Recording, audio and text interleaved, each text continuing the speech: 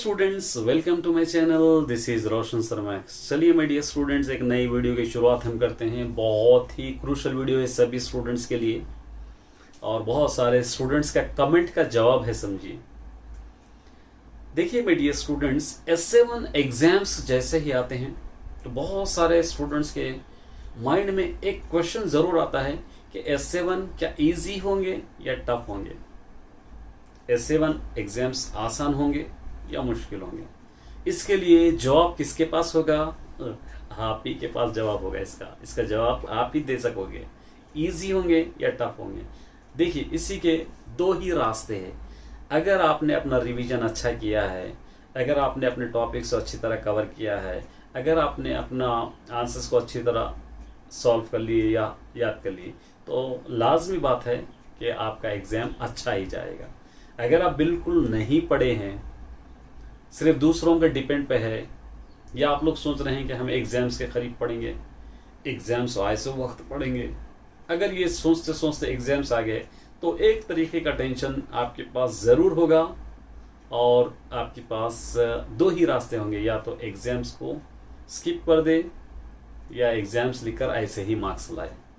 देखिए, इजी होगा या टफ होगा, ये जो आपकी मेहनत पे, आपकी डेडिकेशन पे, आपके वर्कआउट पे ही डिसाइड कर सकता है। मैं ना डिसाइड कर सकता हूँ, ना आप डिसाइड कर सकते हैं। आप खुद एक बार अपने आप को क्वेश्चन कर लीजिए कि मैंने इन एग्जाम्स के लिए कितनी हद तक तैयारी की है।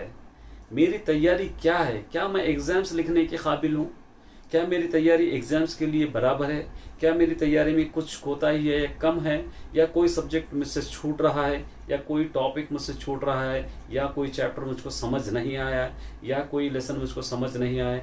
ये क्वेश्चन अगर आप करके उस क्वेश्चन पे आप वर्कआउट करेंगे, मेहनत करेंगे, तो आपका एग्जाम जरूर ईजी जाएगा।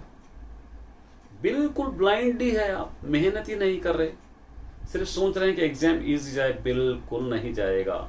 अगर हम खाना भी खाते हैं तो खाने के लिए भी हमको मेहनत चाहिए। खाना डाल लेना होता है, मिलाना होता है, फिर खाना मुंह में लेना होता है, चावना, इस तरह उसके लिए भी मेहनत नहीं। बिल्कुल हम खाना पकते ही हमारे पेट में आने के लिए कहते हैं, ये इम्पॉसिबल सी बात है। जिस तरह खाने में मेहनत लगती है, उसी तरह पढ़ाई में भी मेहनत लगती है। सोचिए, अपने आप को क्वेश्चन कीजिए कि हमारी तैयारी क्या है जो हम ये क्वेश्चन हमारे पे आ रहा है।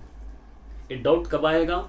आपकी तैयारी सही से नहीं हो सकी। देखिए, मैं जानता हूँ बहुत सारे स्टूडेंट अच्छी तैयारी करते हैं, उसके बावजूद भी कुछ एग्जाम्स अच्छे नहीं जाते हैं, क्योंकि वो लोग टॉपिक को, ऐसे टॉपिक होते हैं जो कभी टच नहीं करते, वो टॉपिक भी कभी एग्जाम में आ जाते हैं। तो इस टॉपिक में मैं अलग एक वीडियो बनाऊंगा, क्योंकि DCEB और बोर्ड एग्जाम में क्या डिफरेंस होता है, ये एक इम्पॉर्टेंट टॉपिक है। इसके लिए एक सेपरेट वीडियो बनाऊंगा, वो वीडियो आप ज़रूर देखिए। लेकिन आज का जो क्वेश्चन है, S7 इजी या टफ, कौन देंगे इसका जवाब? आप दोगे, मैं नहीं। आप खुद सोचिए। आप बिल्कुल अपनी स्टडी में इंटरेस्ट नहीं है, स्टडी करते वक्त बिल्कुल मेहनत नहीं कर रहे, इधर उधर ढूंढ रहे हो, इधर उधर फिर रहे हो, टीचर्स जब लेसन पढ़ाते हैं बिल्कुल नहीं सुने, ना ही कोई टॉपिक याद है। जस्ट आप अपने वो क्वेश्चन बैंक पर डिपेंड रहकर हर लेसन से 4-4, 5-5 आंसर्स याद कर लेके ये सोच रहे हो कि हमारा S7 एग्जाम अच्छा जाएगा। बिल्कुल नहीं है। CC है बाबा, ये CCE, कंटिन्यूस कॉम्प्रिहेंसिव एवल्यूशन। मतलब लेसन सारा आपको समझना होगा, सारे लेसन्स को आप टच करना होगा, सारे लेसन्स को पढ़ना होगा, तब जाकर उस लेसन से कोई भी क्वेश्चन पूछा जाएगा, उसका आंसर आपको देना होगा। लेसन का कॉन्सेप्ट अगर आपके माइंड में अच्छी तरह बैठ गया तो सोचिए कि आप कोई भी क्वेश्चन लिखने के काबिल हो।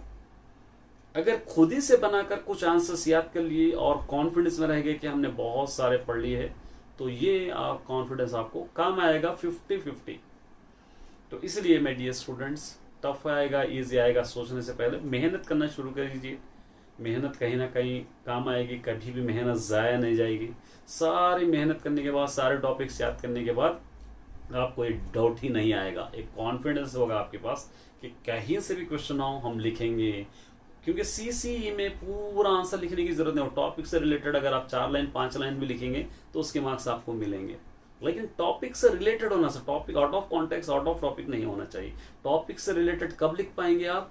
उस टॉपिक को समझेंगे तो, उस टॉपिक को अच्छी तरह याद करेंगे तो। आपके पास टॉपिक ही याद नहीं है, आपके पास ब्लाइंडली लेसन ही आप नहीं समझे, टीचर पढ़ाते वक्त इंटरेस्ट नहीं दिए, तो उस वक्त आपको कोई भी टॉपिक से रिलेटेड क्वेश्चन नहीं समझ में आएगा।